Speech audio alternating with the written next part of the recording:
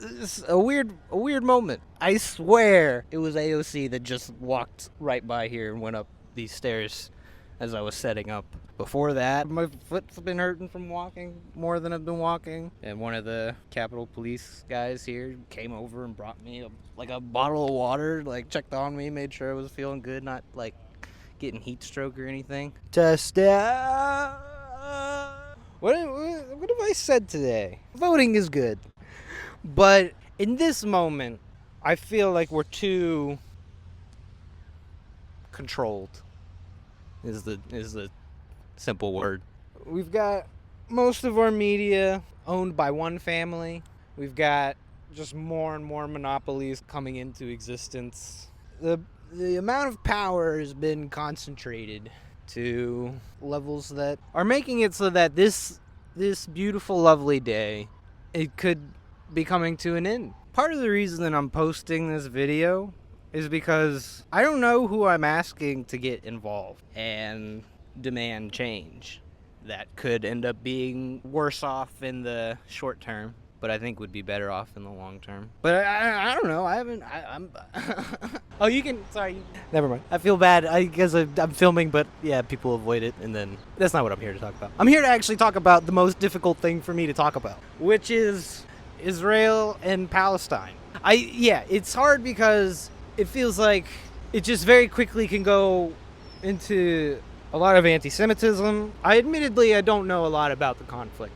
What I do know is that a lot of Palestinians are dying. The numbers, I've seen so many different numbers at this point, but it ranges from like 68,000 to 680,000. And apparently in 2015 they had a population of 2 million people. So the fact that we're giving them $8 billion when it just, I don't know why. They have healthcare. They have free healthcare in Israel. Why are we giving them money? It really is just a beautiful day. Beautiful weather. Gotta mind a few bees here and there. But, like, I feel like I'm freaking out because we're entering a war that I don't get why we're entering it. And there's talks of a draft. I don't know how bad things are gonna get. I hope not bad. But it's weird being on the internet because I find myself getting mad at both sides for completely different things, and I don't even know what some of the sides are on. Like, I see like a bunch of Ukrainian videos where they're just dragging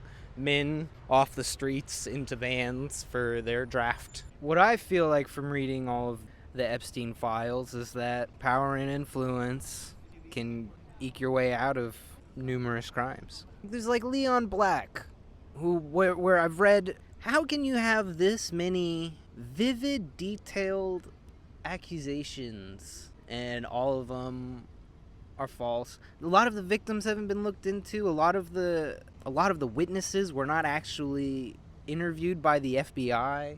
Like, it just there's a lot of, it just seems like political people who really want to protect Israel, and I don't get it.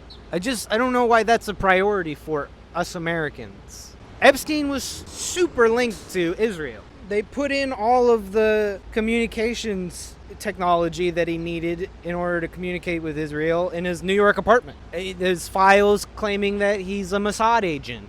There's so much. And yeah, it's not even getting into like the is Epstein alive stuff and all that. And I can't. I'm a shut-in.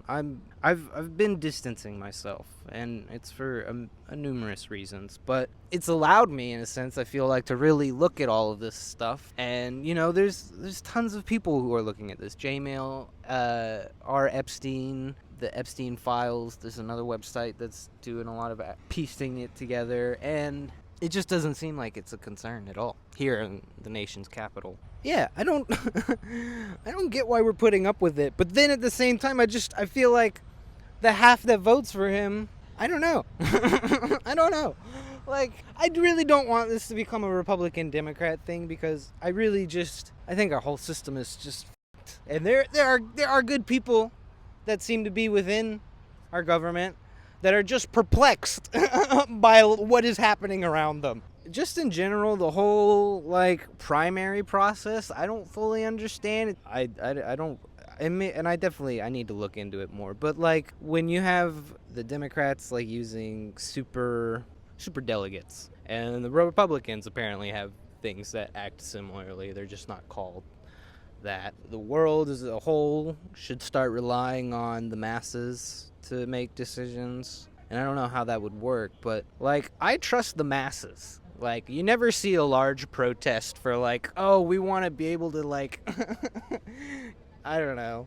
I can't even think of it. My point is like whenever you see a massive protest, it's like progressive.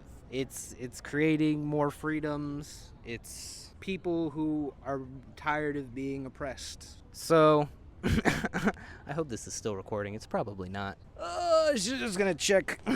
Oh, it's still going. There's so much that I know for sure is f***ed up. I'm saying I know for sure because that's what I believe. I believe our president is a child rapist, pedophile, that he's protecting many of his friends who are also. And I believe that this place here, right behind me, is keeping most of that information hidden. But they couldn't do a good enough job because we still are finding patterns to what they were hiding that suggests that he is guilty. Yeah, it feels insane. Yeah, I trust the masses.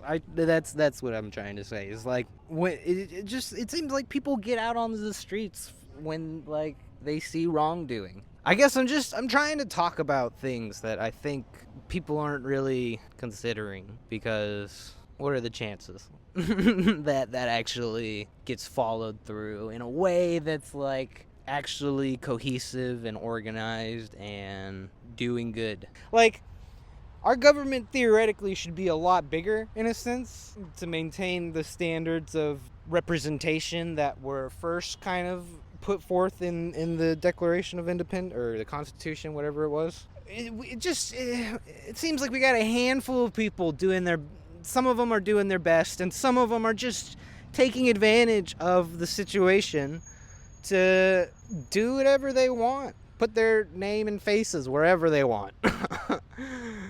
I don't know. This is ridiculous. I will expand too on my further point just because I know my idea sounds super crazy, but just to give a few more ideas for it, it would have to be a multi-day protest because it's inevitably going to reach roadblocks or stalemates where the only way past would maybe be physical harm.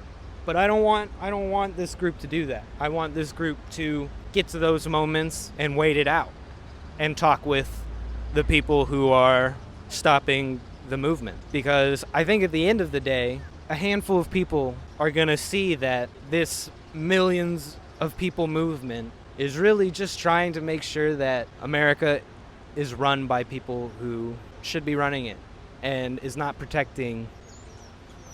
Yeah.